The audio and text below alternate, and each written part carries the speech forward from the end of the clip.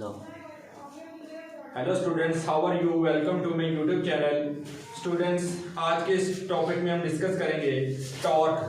तो सबसे पहले हम इसकी डेफिनेशन को डिस्कस करते हैं। What is torque? The turning effect of force produced in a body about an axis of rotation is called torque और मूवमेंट ऑफ फोर्स। यानी कि हम टॉर्क को मूवमेंट ऑफ फोर्स भी कहेंगे। इसकी डेफिनेशन के अंदर वो कह रहा है कि अगर टर्निंग इफेक्ट फोर्स की वजह से किसी बॉडी के अंदर टर्निंग इफेक्ट प्रोड्यूस होता है और उस टर्निंग इफेक्ट की वजह से उसके अंदर एक्सिस ऑफ रोटेशन यानी कि वो बॉडी घूम पड़ती है, बॉडी अपने एक्सिस के गिर्द क्या करेगी, रोटेट करेगी, then torque will be produced. तो उस बॉडी के इर्द गिर्द क्या होगा, टॉर्क प्रोड्यूस हो जाएगा। उसे हम क्या कहेंगे, टॉर्क, या फिर हम उसे कहेंगे मूवमेंट ऑफ फोर्स।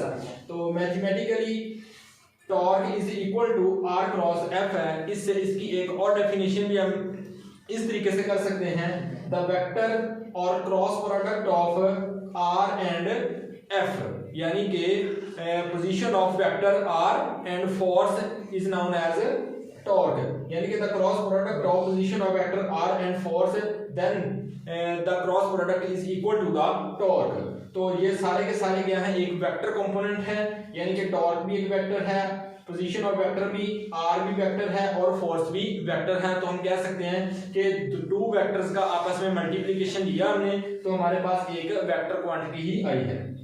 तो क्रॉस प्रोडक्ट का साइन हमने खत्म किया तो इसकी जगह पे क्या आ गया, साइन ऑफ थीटा आ गया, R F sine of theta, N cap आ गया। R F sine of theta क्या है, मैग्नीट्यूड ऑफ द टॉर्क है, और एन कैप का क्या मतलब है, एन कैप है यूनिट वेक्टर को रिप्रेजेंट कर रहा है। तो आगे नेक्स्ट है इसका unit. What is the unit of torque? The SI unit of torque is equal to the newton metre. यानी कि जो टॉर्क का यूनिट होगा वो न्यूटन मीटर है। वो किस तरह आया, वो आप एज इट इज इसके फार्मूला से भी ड्राइव कर सकते हैं। Torque is equal to R F है, तो आर क्या आ गया, आर का यूनिट आ गया मीटर, जबकि फोर्स का यूनिट आ गया न्यूटन। तो इससे क्या साबित हुआ कि force is equal to newton और आर का यानी कि पोजीशन ऑफ वेक्टर का आ गया मीटर आ गया, तो इसका यूनिट आ गया torque is equal to newton metre, इसका यूनिट आ गया। नेक्स्ट है torque as a vector quantity.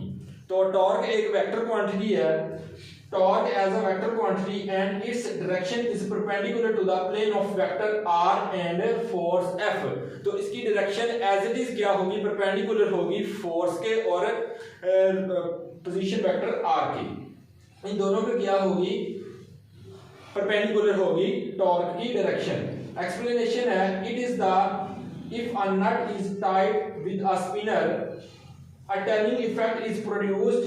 This turning effect will depend upon the following factors. यानी कि वो कह रहा है कि हमारे पास एक स्पिनर है और एक क्या है, नट है, जिसे हमने क्या करना है, टाइट करना है। तो नट को हमने स्पिनर की मदद से टाइट करना है। तो स्पिनर जब नट के ऊपर फिट करके हम उसे टाइट करने लगेंगे तो स्पिनर में के अंदर क्या होगा, एक टॉर्क प्रोड्यूस हो जाएगा। तो वो टॉर्क मदरजा फैक्टर के ऊपर डिपेंड करेगा। वो फैक्टर कौन कौन से हैं? फर्स्ट फैक्टर है force applied on the spinner, कि जब हमने स्पिनर को नट को टाइट करने के लिए स्पिनर नट के ऊपर रखा तो स्पिनर के ऊपर हम फोर्स कितनी अप्लाई कर रहे हैं। पहली बात तो ये है कि फोर्स उसके ऊपर कितनी यूज कर रहे हैं। सेकंड है कि लेंथ ऑफ द स्पिनर। अगर स्पिनर का जो साइज होगा वो कम होगा तो हमें फोर्स ज्यादा लगानी पड़ेगी, नट जल्दी टाइट नहीं होगा, नट आहिस्ता से बहुत कम टाइट होगा। जबकि जब हमारी लेंथ ऑफ स्पिनर ज्यादा हो जाएगी, यानी कि हम बड़ा स्पिनर यूज करेंगे तो हम आसानी के साथ अपने नट को टाइट या फिर लूज कर सकते हैं। जबकि अगर स्पिनर का साइज कम होगा, छोटा स्पिनर यूज करेंगे तो हमारे जो नट होगा वो आसानी से टाइट नहीं हो सकेगा, ज्यादा फोर्स यूज करनी पड़ेगी। The turning factor will increase the magnitude of force and length of the spinner. यानी कि टर्निंग इफेक्ट अगर हमने अपना इंक्रीज करवाना है टॉर्क के लिए, टॉर्क प्रोड्यूस करने के लिए हमें, क्योंकि हम जब नट को टाइट करेंगे वो हम क्लॉकवाइज या फिर एंटी क्लॉकवाइज हम स्पिनर को घुमाते हैं। एंटी क्लॉकवाइज या फिर क्लॉकवाइज अपने नट को टाइट या फिर लूज करने के लिए घुमाते हैं तो उसके अंदर क्या होगा, टर्निंग इफेक्ट प्रोड्यूस होगा। उस टर्निंग इफेक्ट को प्रोड्यूस करवाने के लिए हमें क्या करना है, इंक्रीज यानी कि ज्यादा टर्निंग इफेक्ट प्रोड्यूस करवाना है तो ज्यादा टर्निंग इफेक्ट उस वक्त ही प्रोड्यूस होगा जब हमारे पास क्या होगी, फोर्स ज्यादा लगेगी और दूसरे नंबर पर लेंथ ऑफ द स्पिनर ज्यादा होगी, यानी कि स्पिनर बड़ा होगा और फोर्स भी ज्यादा अप्लाई करेंगे, तब क्या होगा, टर्निंग इफेक्ट भी ज्यादा प्रोड्यूस होगा। नेक्स्ट है torque acting on a rigid body, कि अगर एक रिजिड बॉडी है उसके ऊपर हमने टॉर्क एक्ट करवाना है, उसके अंदर टर्निंग इफेक्ट पैदा करवाना है, तो वो किस तरह पैदा होगा। Consider a torque due to force F, के फोर्स एफ की वजह से टॉर्क प्रोड्यूस हुआ acting on the rigid body at point P, P point के ऊपर कोई भी रिजिड बॉडी है उसके ऊपर हमने वो टॉर्क प्रोड्यूस करवाना है। तो फॉर एग्जांपल हमारे पास एक रिजिड बॉडी है, ये वाली है, इसके ऊपर देखें स्टूडेंट्स, ये पॉइंट O है, ये वाला पॉइंट P है, ये किसको शो कर रहा है, ये वेक्टर R को शो कर रहा है, यानी कि पॉइंट O से पॉइंट P तक का जो डिस्टेंस है वो सारे का सारा क्या है, एक वेक्टर R है।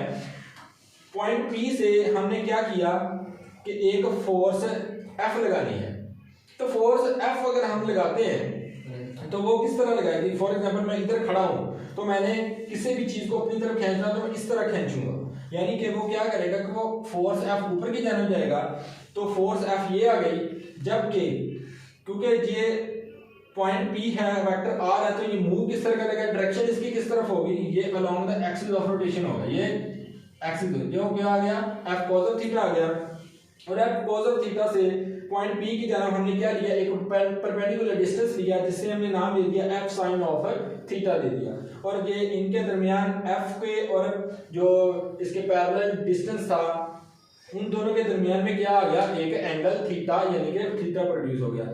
Since F cos of theta passing through the axis of rotation, यानी कि एक्सिस ऑफ रोटेशन से ही पास कर रहा है, यानी कि जिस तरह के एक्सिस ऑफ रोटेशन है जिस डायरेक्शन में, उसी डायरेक्शन में क्या है, F cos of थीटा है। The axis of rotation, so F cos of theta is 0 at point O, ये point O के ऊपर F cos of theta क्या है, 0 है, क्योंकि इसकी क्या है, पैरेलल डायरेक्शन है। पैरेलल डायरेक्शन की वजह से F cos of theta 0 हो गया, तो टॉर्क किसकी वजह से प्रोड्यूस हो रहा है, टॉर्क हमेशा क्या होगा, परपेंडिकुलर डायरेक्शन की वजह से, परपेंडिकुलर डिस्टेंस की वजह से प्रोड्यूस होगा, F sin of theta की वजह से प्रोड्यूस होगा। Now F sin of theta in the body in the only component, ये एक वाहद कंपोनेंट है F sin of theta of force represents responsible for torque, torque equal to R F sin of theta आ गया, ये equation हमने इसको 1 लिख दिया, यानी कि टॉर्क होगा वो सिर्फ और सिर्फ किसकी वजह से प्रोड्यूस होगा, परपेंडिकुलर डायरेक्शन की वजह से होगा, वो कौन सी है, F sin of theta। इसीलिए हमने अपने मैथमेटिकल फॉर्म थी जो टॉर्क की, उसके अंदर भी हमने sin of theta he use किया था। इसकी एक तो वजह ये है कि परपेंडिकुलर डायरेक्शन की वजह से है, दूसरा हमने नेक्स्ट लेक्चर में पढ़ा था वेक्टर और क्रॉस प्रोडक्ट, तो क्रॉस प्रोडक्ट जब भी हम खत्म करते हैं, क्रॉस का साइन हम खत्म करते थे तो हमने साइन थीटा ही यूज करना होता था, जब डॉट को खत्म करते थे cos थीटा यूज करते थे, अब हम क्या करते हैं, क्रॉस को खत्म करेंगे तो साइन थीटा ही यूज करेंगे। पहली वजह तो ये है कि दूसरी वजह, इसकी जो मेन वजह थी वो ये है कि F sin of थीटा है, परपेंडिकुलर डायरेक्शन की वजह से F sin of theta use करेंगे। नेक्स्ट है positive and negative torque. Positive और नेगेटिव टॉर्क यानी कि टॉर्क कब पॉजिटिव होगा कब नेगेटिव होगा, ये हमें बताना है। तो if torque which rotate the body in anti clockwise direction is considered as positive, यानी कि जब भी जो टॉर्क होगा वो बॉडी का पॉजिटिव होगा अगर वो रोटेट करेगा एंटी क्लॉकवाइज डायरेक्शन के अंदर, और अगर वो क्लॉकवाइज डायरेक्शन के अंदर मूव कर रहा है, रोटेट कर रहा है, तब उसका टॉर्क क्या होगा, नेगेटिव होगा। If torque which rotate the body is clockwise direction is considered as negative, तो क्लॉकवाइज डायरेक्शन के अंदर टॉर्क नेगेटिव होगा जबकि एंटी क्लॉकवाइज डायरेक्शन के अंदर टॉर्क पॉजिटिव होगा। अब इसके आ जाते हैं कुछ आगे स्पेशल केसेस है। स्पेशल केसेस के अंदर हमने क्या करना है कि हमारे पास है tau is equal to R F sine of theta है। इसके अंदर हमने स्पेशल केसेस के अंदर 3 केसेस को सॉल्व करना है। If theta is equal to 0 first case होगा, theta is equal to 90 degree वो सेकंड केस होगा, और theta is equal to 180 degree वो क्या होगा, थर्ड इसका केस होगा।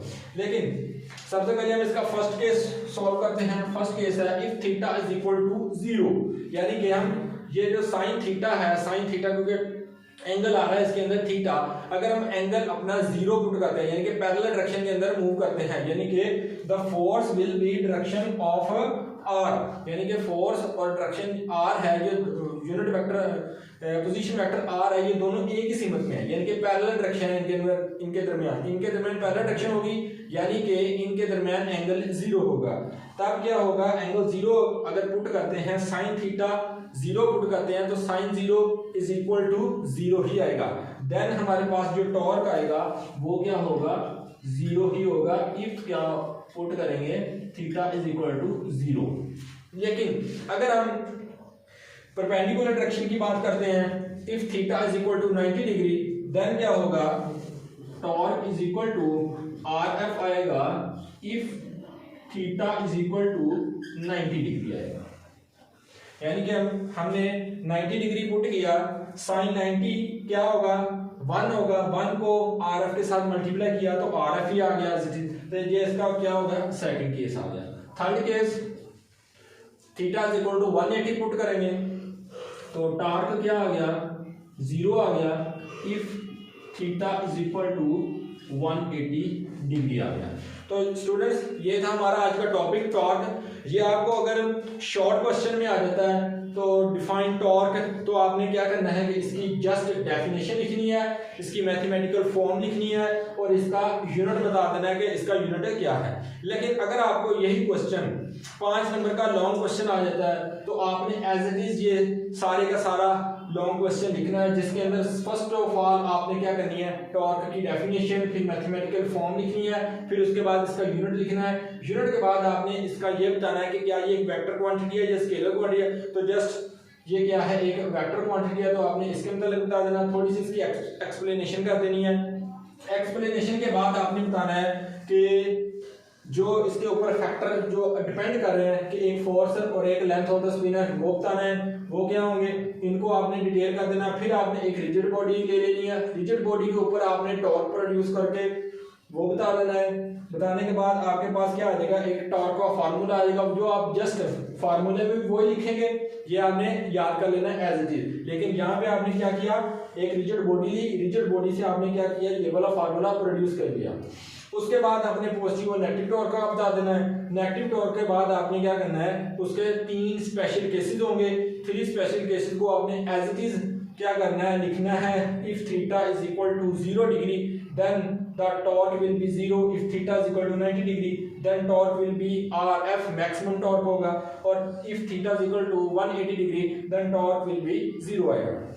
यानी कि स्पेशल केसेस के करवाने का मकसद ये है कि अगर हमारे पास थीटा 0 आता है तो टॉर्क भी 0 आएगा। यानी कि वो कौन सा केस है जिसके अंदर टॉर्क मिनिमम होगा, वो 2 केसेस होंगे, फर्स्ट और थर्ड केस होगा। फर्स्ट के अंदर यानी कि अगर थीटा 0 लेंगे या फिर theta is equal to 180 degree लेंगे, तब हमारे पास टॉर्क क्या आएगा, मिनिमम आएगा। और टॉर्क मैक्सिमम कब आएगा, वो सिर्फ एक ही केस होगा, वो सेकंड नंबर केस है। सेकंड नंबर केस कौन सा है, if theta is equal to 90 degree, यानी कि आर और एफ दोनों की क्या होगी, इन दोनों के दरमियान एंगल क्या होगा, 90 डिग्री का होगा। तब ही क्या होगा, हमारे पास टॉर्क मैक्सिमम में आएगा। तो स्टूडेंट्स, उम्मीद है कि आपको लेक्चर के मतलब कोई भी डाउट्स नहीं होगा। अगर आपको इसके मतलब कोई भी कंफ्यूजन हो तो कमेंट सेक्शन में जरूर लिखिएगा। हमारे चैनल को सब्सक्राइब कीजिए, लाइक कीजिए। Thank you very much.